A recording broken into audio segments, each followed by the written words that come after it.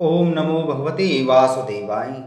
प्रिय भक्तगणों, आप सभी को ज्येष्ठ कृष्ण एकादशी अपरा एकादशी की हार्दिक शुभकामनाएं। प्रिय भक्तगणों, आज मैं आपको अपरा एकादशी व्रत में सुनी जाने वाली एकादशी व्रत की 5 कथा सुना रहा हूं। इन कथाओं को सुनने से एकादशी व्रत का पूर्ण रूप से फल प्राप्त होता है और भगवान श्री हरि की विशेष कृपा प्राप्त होती है। आइए सबसे पहले सुनते हैं ज्येष्ठ कृष्णा एकादशी अपरा एकादशी व्रत की कथा और महत्तम।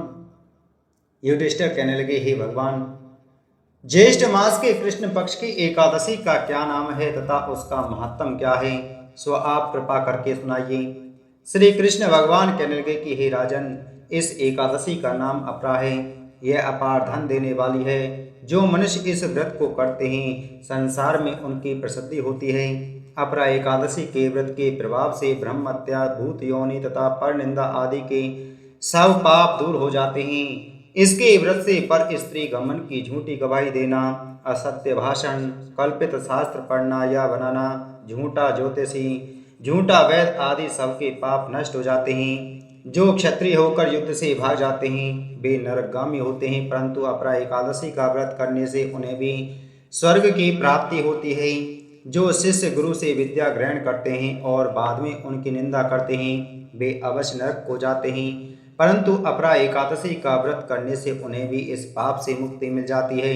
जो फल तीनों पुष्करों में स्नान, कार्तिक मास में स्नान अथवा गंगा तट पर पितरों को पिंडदान करने से प्राप्त होता है, वही अपरा एकादशी का व्रत करने से प्राप्त होता है। मकर के सूर्य में प्रयागराज का स्नान, शिवरात्रि का व्रत सिंह राशि में बृहस्पति में गोमती स्नान, कुंभ के केदारनाथ या बद्रीनाथ के दर्शन, सूर्य ग्रहण में कुरुक्षेत्र स्नान, स्वर्ण अथवा हाथी घोड़ा का दान, यज्ञ में स्वर्ण दान अथवा अर्ध प्रसूता गौदान से जो फल मिलता है वही फल अपरा एकादशी के व्रत से मिलता है। यह व्रत पाप रूपी अंधेरे के लिए सूर्य के समान है। अतएव पापों से डरते हुए इस व्रत को अवश्य करना चाहिए। अपरा एकादशी का व्रत तथा विष्णु भगवान का पूजन करने से मनुष्य सब पापों से छूटकर अंत में विष्णु लोक को प्राप्त होता है। भगवान श्री कृष्ण कहते हैं कि हे राजन, मैं आपको एक प्राचीन इतिहास कहता हूँ। बहुत प्राचीन समय की बात है। रथपुर नामक नगरी में बसुरथ नामक एक प्रतापी राजा राज्य करता था। वह अत्यंत धर्मात्मा, प्रजापालक और भगवान विष्णु का परम भक्त था। उसने कई बार यज्ञ, हवन और पुण्य कार्यों द्वारा देवताओं को प्रसन्न किया था। एक बार पड़ोसी राज्य के शत्रुओं ने उस पर आक्रमण कर दिया। भीषण युद्ध हुआ जिसमें राजा बसुरथ वीरगति को प्राप्त हुआ। युद्ध के बाद उसकी आत्मा यमलोक पहुंची। यमदूतों ने उसके पापों का उल्लेख करते हुए उसे नरक में ले जाना चाहा। राजा ने कहा, मैंने जीवन भर धर्म का पालन किया, प्रजा की सेवा की और कभी किसी को दुख नहीं पहुंचाया, फिर मुझे नरक क्यों मिल रहा है? यमराज ने कहा, हे राजन, तुमने जीवन में कई पुण्य किए, लेकिन एक बार अपने गर्भ में आकर तुमने एक ब्राह्मण का अपमान किया था, जो पाप बन गया। राजा बसुरथ अत्यंत व्याकुल हो गया और भगवान विष्णु की शरण में प्रार्थना करने लगा। उसी समय भगवान विष्णु के दूत प्रकट हुए और उन्होंने कहा, हे यमराज, यह राजा अपरा एकादशी का व्रत कर चुका है। इसके पुण्य से यह किसी भी नरक में नहीं जा सकता। यह विष्णु लोक का अधिकारी है। यमराज ने हाथ जोड़कर भगवान विष्णु के नियमों का पालन करते हुए राजा को मुक्त कर दिया और विष्णुदूत उसे विमान में बैठाकर बैकुंठ में ले गए। अपरा एकादशी का व्रत इतना शक्तिशाली होता है कि वह अनजाने में हुए पापों को भी क्षमा करवा देता है। यहाँ तक कि यदि मनुष्य जीवन भर धर्म करता है पर एक भूलवश कोई दोष लग जाए तो अपरा एकादशी का पुण्य उसे उबार सकता है। भगवान श्री कृष्ण कहते हैं कि हे राजन, अपरा एकादशी की यह कथा मैंने लोकहित के लिए कही है। इसके पढ़ने अथवा सुनने से सब पाप नष्ट हो जाते हैं। बोलो एकादशी महात्म की जय। बोलो श्री कृष्णचंद्र भगवान की जय। प्राचीन समय की बात है। एक सुंदर और समृद्ध राज्य में माधव नाम का एक ब्राह्मण रहता था। वह बहुत ही विद्वान था, लेकिन उसकी प्रवृत्ति सांसारिक सुखों की ओर अधिक थी। धन और ऐश्वर्य में लिप्त रहने के कारण उसने धीरे धीरे अपनी धार्मिक आस्था को भूलना शुरू कर दिया। वह अपने अहंकार में इतना डूब गया कि उसे यह भी याद न रहा कि जीवन में धर्म और सत्य का कितना महत्व होता है। एक दिन माधव जंगल में शिकार करने निकला। जंगल में घूमते घूमते हुए गहरे जंगल के अंदर चला गया और रास्ता भटक गया। रात हो गई और अंधेरे में उसे कुछ भी दिखाई नहीं दे रहा था। थकान और भूख से बेहाल एक पेड़ के नीचे बैठ गया। तभी वहां एक ऋषि प्रकट हुए, जिनकी उपस्थिति से पूरा वातावरण प्रकाशमान हो उठा। माधव ने ऋषि को प्रणाम किया और विनम्रता से कहा, महात्मन, मैं अपने मार्ग से भटक गया हूँ, कृपया मेरी सहायता करें। ऋषि मुस्कुराए और बोले, वत्स, तुम केवल इस जंगल में ही नहीं बल्कि अपने जीवन के मार्ग से भी भटक चुके हो। तुम्हारा हृदय मोह और माया में उलझ गया है। यदि तुम सच्चे हृदय से पश्चाताप करते हो तो मैं तुम्हें एक ऐसा उपाय बताऊंगा जिससे तुम्हारे समस्त पाप नष्ट हो जाएंगे। माधव ने जिज्ञासु भाव से कहा, कृपया मुझे वह उपाय बतलाइए जिससे मैं अपनी गलतियों का पश्चाताप कर सकूं। ऋषि ने उत्तर दिया, ज्येष्ठ मास की कृष्ण पक्ष की एकादशी को अपरा एकादशी कहते हैं। इस दिन भगवान विष्णु का व्रत और पूजन करने से सभी पाप नष्ट हो जाते हैं। यदि तुम इस दिन सच्चे हृदय से उपवास करोगे और प्रभु की शरण में जाओगे तो तुम्हारे जीवन के सारे बंधन समाप्त हो जाएंगे। माधव ने ऋषि के वचनों को श्रद्धा से सुना और संकल्प लिया कि वह इस एकादशी का व्रत रखेगा। ऋषि ने उसे आशीर्वाद दिया और कहा, अब जाओ, तुम्हारा मार्ग स्वयं ही मिल जाएगा। जैसे ही ऋषि ने यह कहा, अचानक माधव को सामने से प्रकाश दिखाई देने लगा और उसे जंगल से बाहर जाने का रास्ता मिल गया। माधव ने गांव लौटकर पूरे विधि विधान से अपरा एकादशी का व्रत किया। उसने भगवान विष्णु की आराधना की और सच्चे हृदय से प्रायश्चित किया। उस दिन के बाद से उसका जीवन पूरी तरह बदल गया। अब वह सांसारिक मोह माया को छोड़कर सच्ची भक्ति के मार्ग पर चल पड़ा। भगवान विष्णु की कृपा से उसका हृदय शुद्ध हो गया और उसे आत्मिक शांति प्राप्त हुई। धीरे धीरे वह अपने राज्य के लोगों को भी धर्म और भक्ति का महत्व समझाने लगा। उसकी सच्ची भक्ति और सेवा भावना देखकर भगवान विष्णु ने उसे अपने दिव्यलोक में स्थान दिया। बोलो विष्णु भगवान की जय हो। एक समय की बात है, एक गांव में एक भाई बहन रहते थे। बहन बाल विधवा थी। वह नित्य नियम निभाती थी, धार्मिक विचारों वाली थी, हमेशा पूजा पाठ भजन में अपना समय बिताती थी। नित्य नियम से तुलसी सींचती और तुलसी माता की कहानी कहती और सुनती थी। इस बात से भाई की पत्नी को बहुत गुस्सा आता था। एक दिन उसने तुलसी माता का पौधा उखाड़कर घर के बाहर फेंक दिया और ताने मारने लगी। बहन से भाभी के ताने सहन नहीं हुए। वह अपना तुलसी का गमला उठाकर गांव के बाहर चली गई। भाई जब घर आया तो बहन को घर पर नहीं देखकर अपनी पत्नी से पूछा, बहन कहाँ गई है? तो भाभी ने कहा, तुम तो घर में रहते नहीं हो, बाहर चले जाते हो और तुम्हारी बहन तो कुलच्छनी है, पता नहीं कहाँ कहाँ फिरती रहती है। भाई को बड़ा क्रोध आया।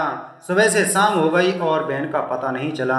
इधर बहन जंगल में जा रही थी, उसे कुछ भी नजर नहीं आ रहा था। वह एक पेड़ की छाया में बैठ गई और वहां बैठी बैठी रोने लगी, हे तुलसी माता, मैंने तो कभी भी कोई भी अधर्म का काम नहीं किया, आप साक्षी हो, आप मेरी रक्षा करना। तुलसी माता एक बुढ़िया का रूप धरकर आई और उस लड़की से बोली, बेटी तुम यहाँ बैठकर क्या कर रही हो?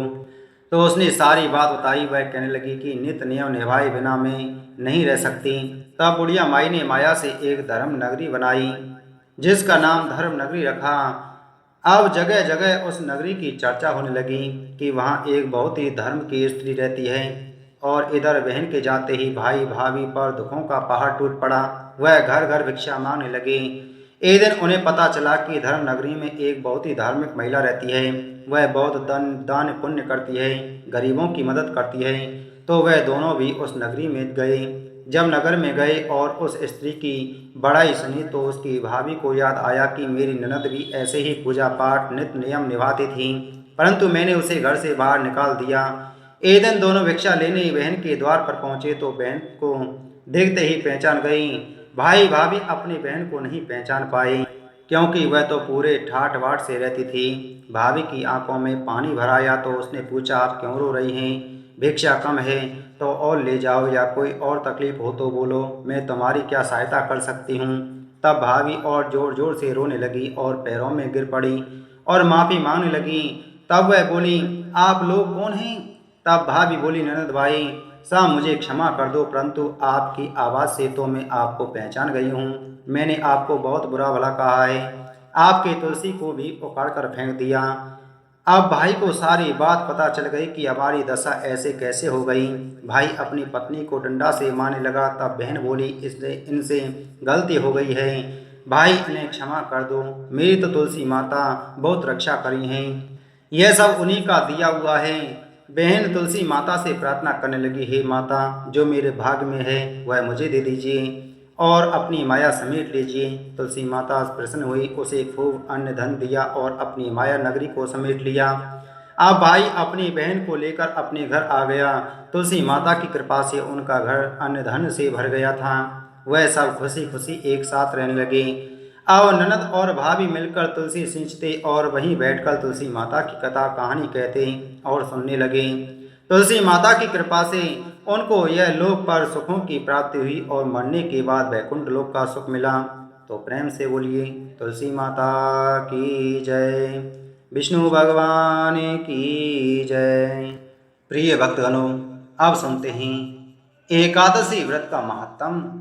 सब धर्मों के ज्ञाता, वेद और शास्त्रों के अर्थ ज्ञान में पारंगत, सबके हृदय में रमण करने वाले, श्री विष्णु के तत्व को जानने वाले तथा भगवत परायण प्रहलाद जी जब सुखपूर्वक बैठे हुए थे, तब उस समय उनके समीप स्वधर्म का पालन करने वाले महर्षि कुछ पूछने के लिए आए।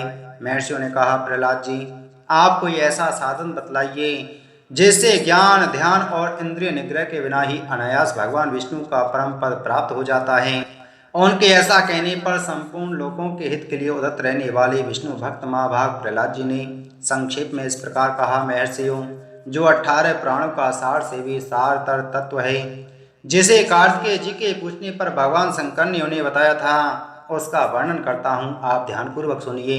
महादेव जी कार्तिकेय जी से बोले, जो कली में एकादशी की रात में जागरण करते समय वैष्णव शास्त्र का पाठ करता है, उसके कोटि जन्मों के किए हुए 4 प्रकार के पाप नष्ट हो जाते हैं। जो एकादशी के दिन वैष्णव शास्त्र का उपदेश करता है, उसे मेरा भक्त जानना चाहिए। जिसे एकादशी के जागरण में निंद्रा नहीं आती तथा जो उत्साह पूर्वक नाचता और गाता है, वह मेरा विशेष भक्त है। मैं उसे उत्तम ज्ञान देता हूँ और भगवान विष्णु मोक्ष प्रदान करते हैं। अतः मेरे भक्त को विशेष रूप से जागरण करना चाहिए। जो भगवान विष्णु से बैर करते हैं, उन्हें पाखंडी जानना चाहिए। जो एकादशी को जागरण करते और गाते हैं, उन्हें आधे निमेष में अग्निष्टोम तथा अतिरात्र यज्ञ के समान फल प्राप्त होता है। जो रात्रि जागरण में बारंबार भगवान विष्णु के मुखारविंद का दर्शन करते हैं, उनको भी वही फल प्राप्त होता है। जो मानव एकादशी द्वादशी तिथि को भगवान विष्णु के आगे जागरण करते हैं, वे यमराज के पास से मुक्त हो जाते हैं। जो विधि पूर्वक ज्येष्ठ कृष्ण पक्ष की अपरा एकादशी का व्रत करते हैं, उन सबके समस्त पाप समाप्त हो जाते हैं और अंत में विष्णु लोक में जाकर वास करते हैं। जिनके वंश के लोग एकादशी की रात में जागरण करते हैं, वे ही धन्य हैं। जिन्होंने एकादशी को जागरण किया है, उन्होंने यज्ञ का दान, गया श्राद्ध और नित्य प्रयाग स्नान कर लिया। उन्हें सन्यासियों का पुण्य भी मिल गया और उनके द्वारा इष्टापूर्त कर्मों का भी भली भांति पालन हो गया। सदानंद, भगवान विष्णु के भक्त जागरण सहित एकादशी व्रत करते हैं, इसलिए वे मुझे सदा ही विशेष प्रिय हैं। जो एकादशी की रात में जागरण तथा ताल स्वर के साथ संगीत का आयोजन करता है, उसे महान पुण्य की प्राप्ति होती है।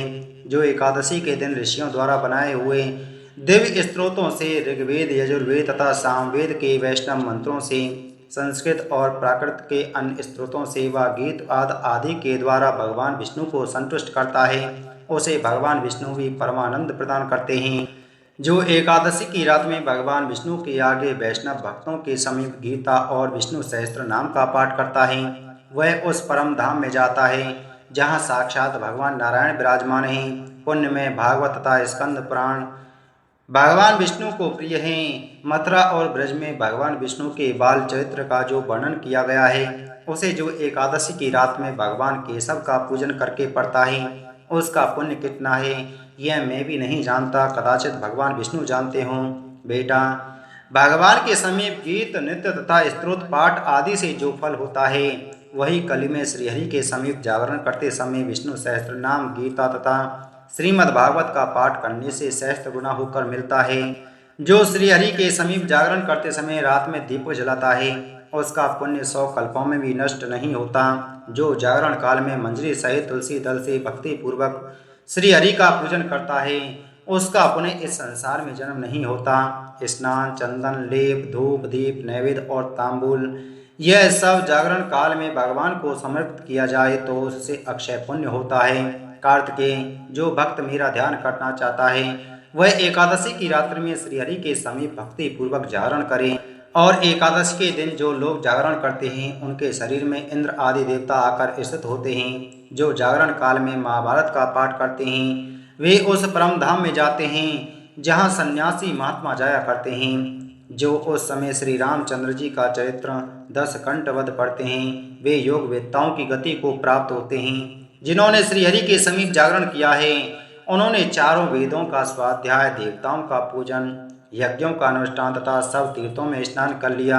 श्री कृष्ण से बढ़कर कोई देवता नहीं है और एकादशी व्रत के समान दूसरा कोई व्रत नहीं है। जहाँ भागवत शास्त्र है वहाँ भगवान विष्णु के लिए जहाँ जागरण किया जाता है और जहाँ सालग्राम शिला स्थित होती है वहाँ साक्षात भगवान विष्णु उपस्थित होते हैं। बोलो एकादशी महत्तम की जय। प्रिय भक्तों, अब आइए सुनते हैं श्रीमद् भगवद गीता की प्रथम अध्याय की कथा।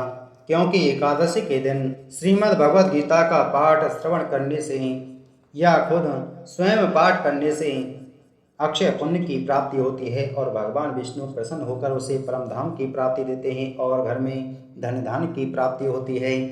आइए सुनते हैं श्रीमद् भगवद गीता के पहले अध्याय का महात्म्य। फिर सुनेंगे श्रीमद् भगवद गीता के पहले अध्याय की कथा। एक समय पार्वती जी ने पूछा, हे महादेव जी, किस ज्ञान के बल से आपको संसार के लोग शिव कहकर पूजते हैं? मृगछाला ओढ़े, अंगों में शमशानों की विभूति लगाई, गले में सर्प और मुंडों की माला पहन रहे हो, इनमें तो कोई पवित्र नहीं, फिर आप किस ज्ञान से पवित्र हो? वह आप कृपा कर कहिए। श्री महादेव जी बोले, हे प्रिय, सुनो, गीता ज्ञान को हृदय में धारण करने से मैं पवित्र हूँ और उस ज्ञान से मुझे बाहर के कर्म व्याप्त नहीं। तब पार्वती जी ने कहा, हे भगवान, जिस गीता ज्ञान की आप ऐसे स्तुति करते हैं उसके श्रवण करने से कोई कृतार्थ हुआ है या नहीं?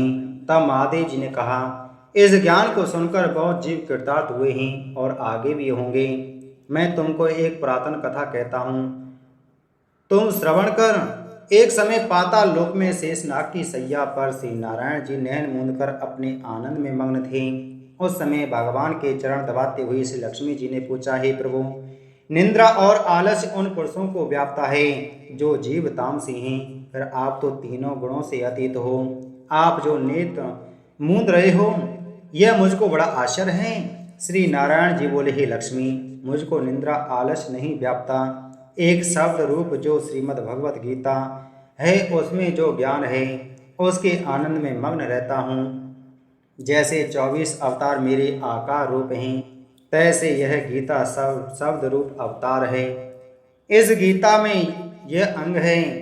5 अध्याय मेरे मुख हैं, 5 अध्याय मेरी भुजाएं हैं, 11वां अध्याय मेरा हृदय और मन है, 16वां अध्याय मेरा उदर है, 17वां अध्याय मेरी जंघा है, 18वां अध्याय मेरे चरण हैं।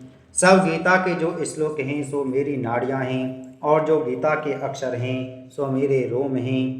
ऐसा जो मेरा शब्द रूपी गीता ज्ञान है जिसके अर्थ में हृदय में विचारता हूँ और बहुत आनंद को प्राप्त होता हूँ। श्री नारायण जी ने कहा, हे लक्ष्मी, गीता ज्ञान को सुनकर बहुत जीव कृतार्थ हुए हैं। सो तू सुन। शूद्र वर्ण एक प्राणी था जो चांडालों के कर्म करता था और तेल लवण का व्यापार करता था। उसने बकरी पाली। एक दिन वह बकरी चराने को वन में गया और वृक्षों के पत्ते तोड़ने लगा। वहां सर्प ने उसे डस लिया, जिससे तत्काल उसके प्राण निकल गए। मरकर उसने बहुत नरक भोगे। फिर बैल का जन्म पाया। उस बैल को भिक्षुक ने मोल ले लिया। वह भिक्षुक उस पर चढ़कर सारा दिन मांगता फिरे। जो कुछ भिक्षा में मांग कर लावे वह कुटुंब के साथ मिलकर खावे। वह बैल सारी रात द्वार पर बना रहे, उसके खाने पीने की भी खबर ना लेवे।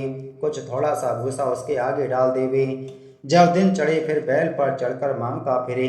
कई दिन गुजरे तो वह बैल भूख का मारा गिर पड़ा, पर उसके प्राण नहीं छूटे। नगर के लोग देखा करें, कोई तीर्थ का फल दे, कोई व्रत का फल दे, पर उस बैल के प्राण छूटे नहीं। एक दिन गढ़का आई। उसने मनुष्यों से पूछा, यह भीड़ कैसी है?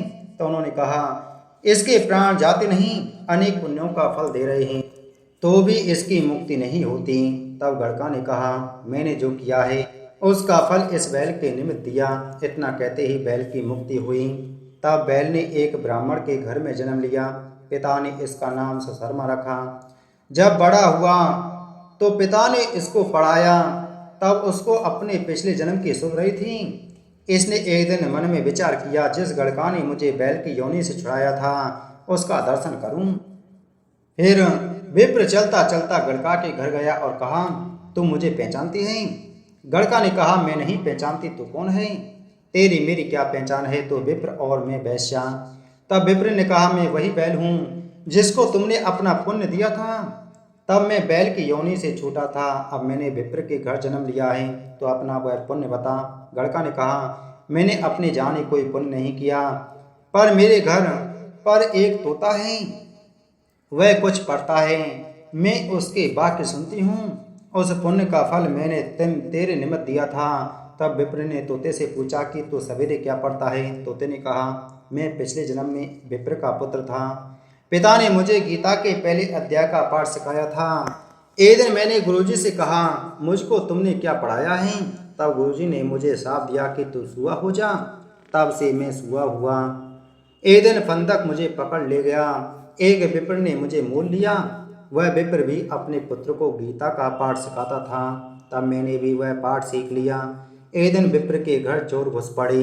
उनको धन प्राप्त ना हुआ तो पिंजरा उठा ले गए। उन चोरों की यह गड़का मित्र थी। मुझे इसके पास ले आए। सो मैं नित्य गीता जी के पहले अध्याय का पाठ करता हूँ, वही इस गड़का सुनती है। पर इस गड़का की समझ में नहीं आता, जो मैं पढ़ता हूँ वही पुण्य तेरे निमित्त दिया था। सो हे लक्ष्मी, गड़का ने भी भले काम ग्रहण किए, नित्य प्रति स्नान करे और गीता के पहले अध्याय का पाठ करे। ऐसे उसकी मुक्ति हुई। श्री नारायण ने कहा, लक्ष्मी, जो कोई अनजान कर भी गीता का पाठ करे या श्रवण करे उसको भी मुक्ति मिलती है। अब मैं तुझे श्री गीता जी के पहले अध्याय का पाठ सुनाता हूँ, तू श्रवण कर। जब कौरव पांडव महाभारत के युद्ध को चले, तब राजा धृतराष्ट्र ने कहा, मैं भी युद्ध को देखने चलूंगा। तब श्री व्यास जी ने कहा, हे राजन, नेत्र के बिना क्या देखोगे? राजा धृतराष्ट्र ने कहा, देखूंगा नहीं तो श्रवण तो करूंगा। तब व्यास जी ने कहा, हे राजन, तेरा सारथी संजय जो कुछ महाभारत के युद्ध की लीला कुरुक्षेत्र में होगी सो यहाँ बैठे ही श्रवण करवाएगा। व्यास जी के मुख से यह वचन सुन संजय ने विनती करी, हे प्रभु, यहाँ हस्तिनापुर में बैठे कुरुक्षेत्र की लीला कैसे जानूंगा तथा राजा को किस भांति कहूंगा। तब व्यास जी ने संजय को यह वचन कहा, हे संजय, मेरी कृपा से तुझे यहाँ ही सब दिखाई देगा। व्यास जी के इतना कहते ही संजय की दिव्य दृष्टि हो गई और बुद्धि भी दिव्य हो गई। अब आगे महाभारत का कौतुक कहते हैं, सो सुनो। 7 अक्षौणी सेना पांडवों की और 11 अक्षौणी सेना कौरवों की, यह दोनों सेनाएं कुरुक्षेत्र में जब एकत्रित हुईं, तब धृतराष्ट्र ने पूछा, हे संजय, धर्म के क्षेत्र कुरुक्षेत्र में युद्ध की इच्छा से एकत्रित हुए मेरे और पांडु के पुत्रों ने क्या किया? संजय ने कहा, पांडवों की सेना को व्यूहित देखकर दुर्योधन आचार्य द्रोण के समीप जाकर कहने लगे, हे आचार्य, देखिए, आपके शिष्य बुद्धिमान द्रुपद पुत्र ने पांडवों की बड़ी सेना की कैसी व्यूह रचना की है। इस सेना में अर्जुन, भीम जैसे बड़े बड़े धनुर्धारी वीर, विराट महारथी द्रुपद, धृष्टकेतु, चेकितान, बलवान काशीराज, पुरोजित, कुंती भोज, नरों में श्रेष्ठ सैभ्य पराक्रम, युधामन्यु, बलवान, उत्तमौजा, अभिमन्यु और द्रौपदी के पुत्र सब के सब महारथी हैं। हे ब्राह्मण श्रेष्ठ, आपके स्मरणार्थ अब मैं अपनी सेना के प्रधान सेनापतियों के नाम बताता हूँ। आप भीष्म, कर्ण, युद्ध विजयी, कृपाचार्य, अश्वत्थामा, विकर्ण, सोमदत्त का पुत्र भूरिश्रवा और बहुत से शूरवीर मेरे लिए प्राण तक देने के लिए तैयार हैं। ये लोग शस्त्र चलाने में अति निपुण हैं। हमारी सेना को जिसके भीष्म रक्षक हैं अपरिमित बल है और उनकी सेना जिसके भीम रक्षक हैं थोड़ा बल है। अब आप सब अपने अपने मोर्चों पर सावधान रहकर सेनापति की रक्षा कीजिए। भीष्म पिता, मैंने दुर्योधन को प्रसन्न करते हुए और ऊंचे स्वर में गरजते हुए शंख बजाया।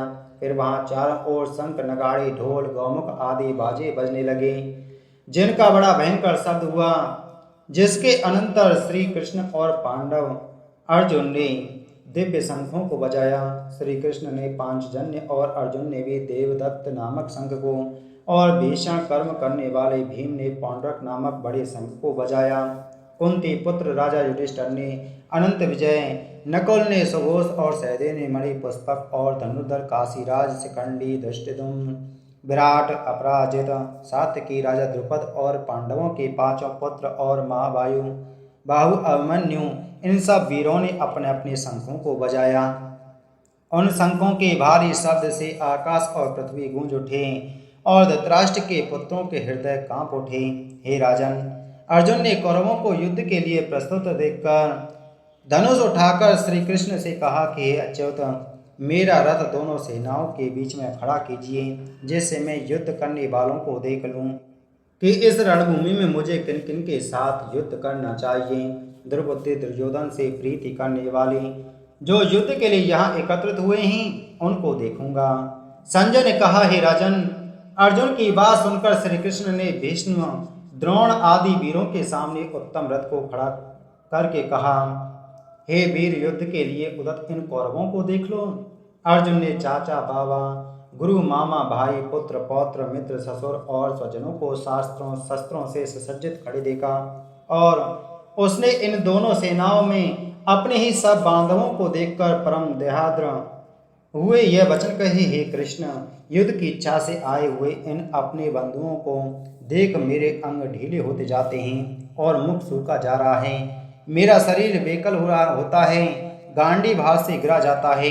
हे केशव, मुझ में यह खड़े रहने की सामर्थ्य नहीं है, और सब लक्षण में उल्टी देख रहा हूँ, और संग्राम में अपने स्वजनों का वध करके कोई लाभ नहीं होगा। हे कृष्ण, मैं जीत, राज्य और सुख भी नहीं चाहता हूँ। हे प्रभु, हमको राज्य भोग तथा जीवन से क्या काम है, क्योंकि जिनके लिए राज्य भोग और सुख की इच्छा की जाती है, वे सब इस युद्ध में प्राण और धन की इच्छा छोड़ मरने को तैयार हैं। और आचार्य, पिता, पुत्र, पितामह, माता, ससुर, पौत्र, साले और संबंधी ये सब मुझे मारें तो भी हे मधुसूदन, मैं इन्हें मारने की इच्छा नहीं करूंगा। हे जनार्दन, त्रिलोकी के राज्य के लिए भी मैं इन्हें मारना नहीं चाहता, फिर इस पृथ्वी के राज के लिए तो कहना ही क्या है। हे जनार्दन, धृतराष्ट्र के पुत्रों को मारकर हमारा क्या भला होगा, इसलिए हमें अपने भाई धृतराष्ट्र के पुत्रों को मारना अनुचित है। हे माधव, स्वजनों को मारकर क्या हम सुखी हो सकते हैं। ये सब लोभ के वशीभूत हैं और कुल के नाश करने तथा मित्र द्रोह करने में पाप को नहीं देखते। कुल नाश के दोष को जानते हुए भी हमको इस पातक से क्यों नहीं दूर रहना चाहिए। कुल का नाश होने से कुल के प्राचीन धर्म नष्ट हो जाते हैं, फिर धर्म नाश होने से कुल में पाप बढ़ता है। हे कृष्ण, पाप से कुल की स्त्रियां व्यभिचारिणी होती हैं, जिससे वर्ण संकर संतान उत्पन्न होती है। वह वर्ण संकर जिन पुरुषों के कुल को नष्ट किया है, उनको तथा उस कुल को नरक में पहुंचाते हैं, क्योंकि श्राद्ध, तर्पण आदि बंद हो जाते हैं। वर्ण संकर बनाने वाले दोषों से कुल ध्वंसकों की जाति धर्म और कुल धर्म निरंतर नाश होते हैं। हे जनार्दन, मैंने बराबर सुना है कि कुल धर्म नष्ट होने से निश्चय नरकवास करना होता है। आए हम बड़ा पातक करने को तैयार हैं, जो राज सुख के लोभ से स्वजनों को मारने की कोशिश कर रहे हैं। शास्त्रों को धारण किए हुए धृतराष्ट्र के पुत्र यदि मुझे शस्त्र रहित और उपायहीन को रणभूमि में वध कर डालें तो मेरा बहुत कल्याण हो। संजय ने कहा, हे राजन, यह कहकर दुखित होकर अर्जुन ने धनुष बाण फेंक दिया और रथ के पिछले भाग में जा बैठा। बोलो श्री कृष्णचंद्र भगवान की जय। बोले एकादशी महात्म की जय।